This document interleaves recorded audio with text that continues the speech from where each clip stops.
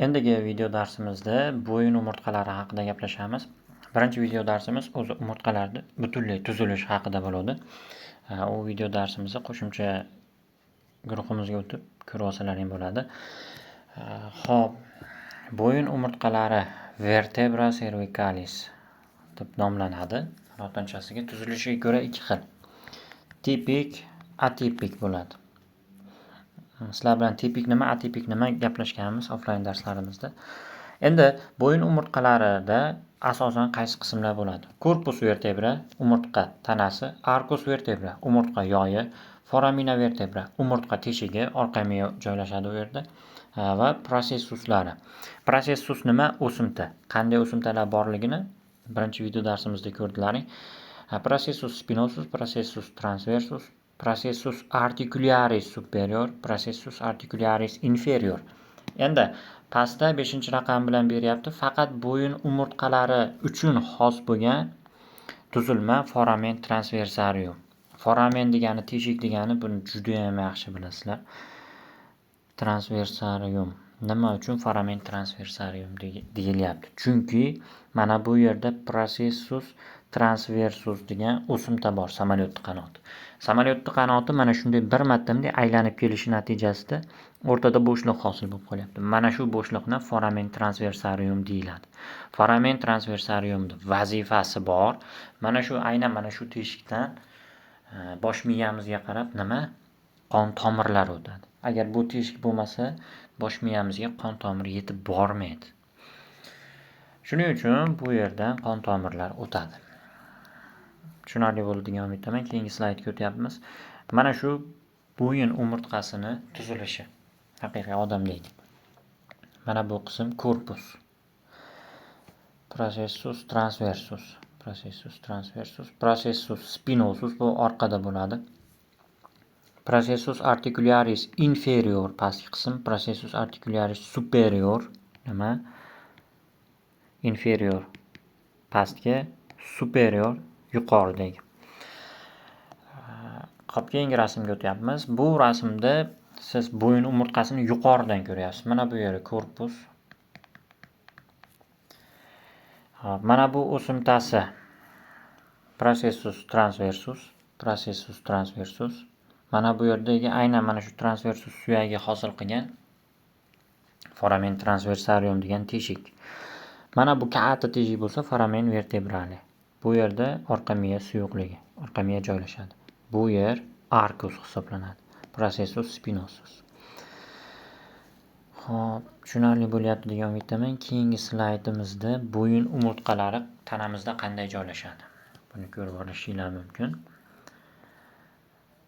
Endigi qism processus transversusni, ya'ni ko'ndalang o'simtani qanday qismlari bor? Mana pastda yozib qo'yganman. Tuberculum posterior va tuberculum anterior. Anterior oldingi, posterior orqa degani. Hop, anterior bo'ladigan bo'lsa, tuberculum o'zi nima degani? Bo'rtiq yoki do'mboqcha degani. Oldingi do'mboqchasi bor va orqa do'mboqchasi bor. Buni ko'rishlaring mumkin.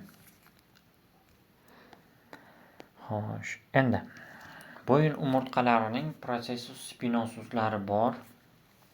Bu nima degani? Processus spinosus mana bu bo'yin umurtqalarining orqasida joylashgan o'simtasi hisoblanadi. Bo'ynimizda aynan mana shu joyini ushlab ko'rsak, alohida chiqib qolgan qismi bo'ladi. Mana shu aynan processus spinosus bo'ladi. 6 yoki 7 bo'yin umurtqasiga to'g'ri keladi. Chunki aynan ana shu yerda nima? Bo'yin umurtqasining spinosus o'simtasi yirikroq joylashgan bo'ladi. Endi bu rasmda ko'rishlaring mumkin. Foramen transversarium. Transversariumda yuqorida nima dedim? Qon tomirlari o'tadi dedim. Mana bu rasmda juda ham chiroyli berib qo'yibdi. Foramen transversarium orqali nima o'tib ketyapti? Mana qon tomir katta miyaga qarab o'tib ketyapti. Ko'rib olishinglar mumkin. Endi bo'yin umurtqalari haqida bitta gaplashib chiqamiz. Bo'yin umurtqalarining birinchisi. Bo'yin umurtqaning birinchisini atlas deb nomlaymiz.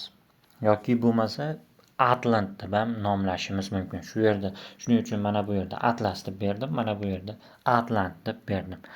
Endi Atlant suyagida, ya'ni birinchi bo'yin umurtqasida mavjud bo'lmagan qismlari bor ekan. Biz yuqorida ko'rdik, juda ham ko'plab umurtqalarda uchraydi, korpus, prosessus va hokazolarni. Endi bu slaydimizda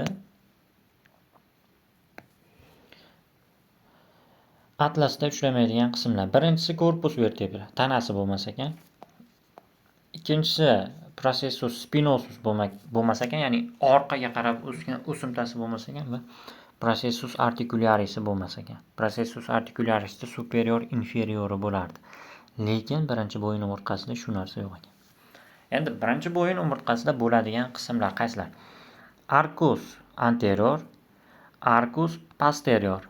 Demak, arkusi ikkita ekan. Biz yuqoridagi rasmlarda ko'rdik, nima? Bitta bo'lardi arkus, ya'ni yoy bo'lardi. Mana bu tanasi bo'lsa, tanada mana bunday bo'lgan yoyi bo'lardi. Demak, bunda ikkita yoyi bor ekan. Arcus anterior oldingi yoy, arcus posterior orqaga qaragan yoy. Uchinchi qism massa lateralis. Massa lateralisni birinchi marta ko'rib turibsizlar. Keyingi rasmda to'liq tushuntiraman massa lateralis nimaligini. Xo'p, to'rtinchi bo'ladigan qism tuberculum anterior, tuberculum posterior. Yuqorida ko'rdik. Oldingi do'mboqcha, orqa do'mboqcha va fovea dentis. Ikkinchi bo'yin umurtqasida o'sha tishsimon o'simta bo'ladi. Shu tishsimon o'simtani chuqurchasi bor.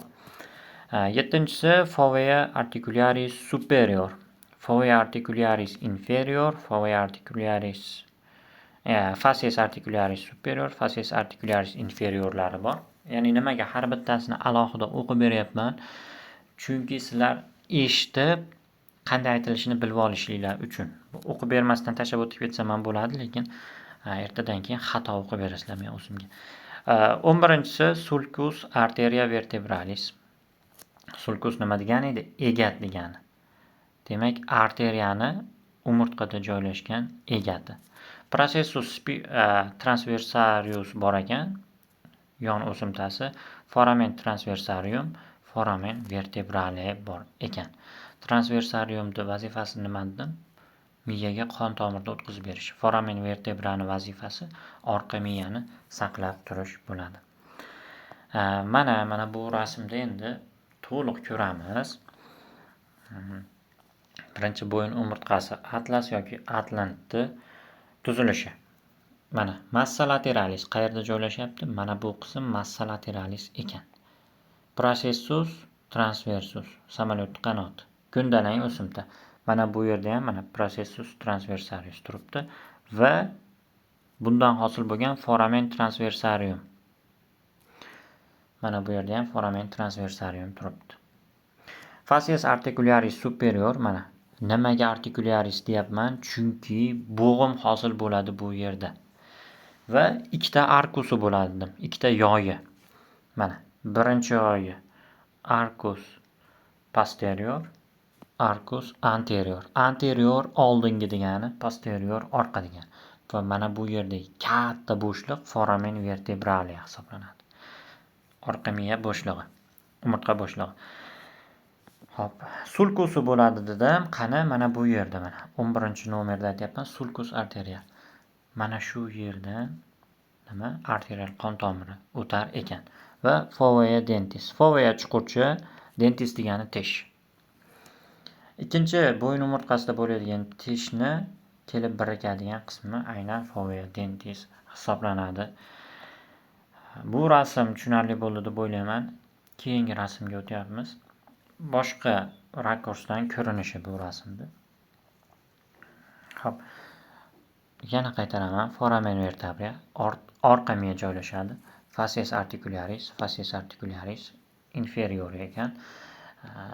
Transversus, processus transversus, foramen transversarium, tuberculum bo'rtqichasi orqadagi, tuberculum oldindagi, arcus oldindagi, arcus orqadagi. Xo'p. Yana xuddi shu rasm, faqat boshqacharoq holatda turibdi. Ko'rib olishinglar mumkin. Endi ikkinchi bo'yin umurtqasi haqida gaplashishimiz kerak. Ikkinchi bo'yin umurtqasida bo'ladigan qismlari. Birinchi o'rinda boshqa umurtqalardan farq qiladi dens bilan. Dens, ya'ni tishchasi bo'lar ekan bu ikkinchi bo'yin umurtqasini va oldingi qismlar qaytariladi bag'iga. Facies articularis anterior, facies articularis posterior, collum dentis, ya'ni mana bu yerdagi tishchasini kollumi bor ekan, ya'ni bo'yni bor ekan. Apex dentis, albatta apex degani uchki qismi deyapti. Tishsimo o'simtani uchki qismini apex deyapti. Keyingi bo'ladigan qismi hamma umurtqalarda bo'ladigan facies articularis superior, facies articularis inferior. Articularis deyapmanmi? Bo'g'imda eslashlaring kerak. Mana facies articularis superiorlari. Mana bu pasidagi facies articularis inferior. Shunali. Korpus vertebrasi bor ekan endi buni. Birinchi umurtqada korpus vertebra bo'lmas edi. Va arcus vertebrasi bor ekan. Endi bunda arcusi nima bo'lyapti? Bitta bo'lyapti. Processus spinosus, mana ko'rib turibsizlar. Processus articularis inferior, processus transversus, ya'ni yon o'simtasi, foramen transversarium. Albatta bunda ham nima? Mana bu yerdan qon tomiri bunday o'tadi, mana bu yerda teshikcha turibdi. Transversarium va foramen vertebrale. Orqa miya joylashadigan teshikchasi bor ekan o'rtoqlar. Mana ikkinchi bo'yin umurtqasi ko'rishingiz mumkin. Mana bu qismi nima deyiladi?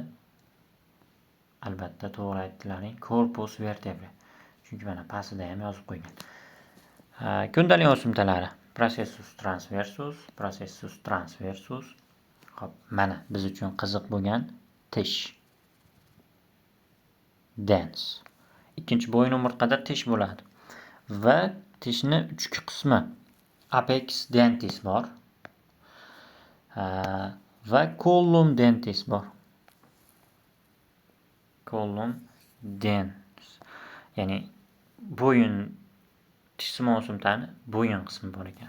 Processus articularis superiorlar, mana ko'rishlaring mumkin. Processus articularis inferiorlar. Ko'rib olishlaring mumkin. Rasmlarga diqqat bilan e'tibor beringlar. Diskussiyalarda, ya'ni savol-javoblarda so'rayman buni aniq. Bo'yin umurtqasini aytmasdan ketibman, aksis deb nomlaymiz. Aksis deganimda birinchi emas, ikkinchi bo'yin umurtqasini bilishlaring kerak. Birinchi bo'yin umurtqasi atlas yoki atlant deyiladi. Mana yon tomondan ikkinchi bo'yin umurtqasini ko'rib turibsizlar. Dens, shu tishchasi. Processus spinosus, orqadagi o'simtasi. Lamina arcus vertebrale.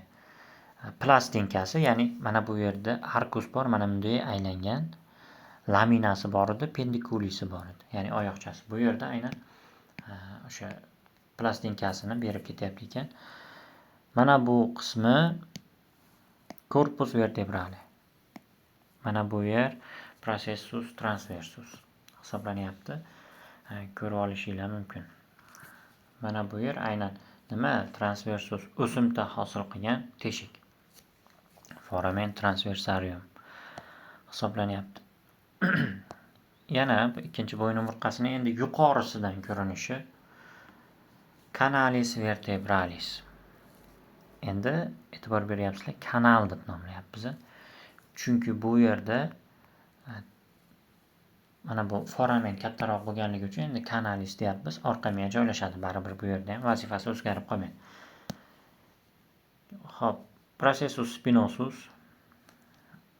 arcus vertebra mana ko'rinib turibdi. Endi mana bu yerda pendiculi vertebrali arcus bo'lardi. Articularis qismlari e'tibor berib qo'yasizlar. Xuddi shundan iborat. Xo'p, yana ikkinchi bo'yin umurtqasini tuzilishini boshqa tomondan ko'rsak bo'laveradi. Mana bu yerdagi yozuvlar orqali o'zlaring o'qib o'rganib olasizlar. Chunki yuqorida juda ham ko'p marta qaytardim. Bo'yin umurtqalari birinchi va ikkinchisini ko'rib o'tdik. Endi 3-dan boshlab 7-gacha umurtqalarini qanday tuzilmalardan iboratligini ko'rib chiqamiz.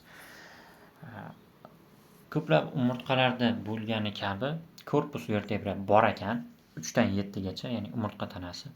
Arkus vertebrasi bor, umurtqa yoyi, foramen vertebrali nima? Umurtqa kanali, processus spinosus korpus vertebradan orqaga o'sib chiqqan o'simta, processus transversus samolyot qanoti, tuberculum anterior aynan shu nimada? Samolyot qanotida, ya'ni yon o'simtalarda bo'ladigan oldingi do'mboqcha, orqa do'mboqcha, 8-si foramen transversarium. Nima bo'ladi? Foramen transversarium mana shu samolyot qanotini o'rtasida bo'lib qolgan nima? Teshikcha. Foramen transversarium. 9-si processus articularis superior, processus articularis inferior, fasces articularis superior, fasces articularis inferior. Endi biz uchun yangi bo'lgani tuberculum caroticum. Uyqu do'mboqchasi hisoblanadi. Vertebra cervicalis oltida joylashgan ekan. 14-qism vertebra prominens. Vertebra cervicalis 7da joylashgan ekan. O'rtoqlar, mana uyqu do'mboqchasini ko'rishingiz mumkin. Aynan mana shu qismni qattiqroq bosganda, mana bu yerda qattiqroq bosganda ko'rgan bo'lishingiz mumkin. Kinoda yoki video roliklarda odam hushidan ketadi. Uyqu do'mboqchasi bor ekan. Anatomiyani bilish shuning uchun foydali bo'ladi. Xo'p, bugungi video darsimizda aytib o'tishim kerak bo'lgan narsalar shulardan iborat edi. Keyingi darsimizda mana ko'rib turibsizlar, ko'krak qismidagi vertebralar haqida gaplashamiz.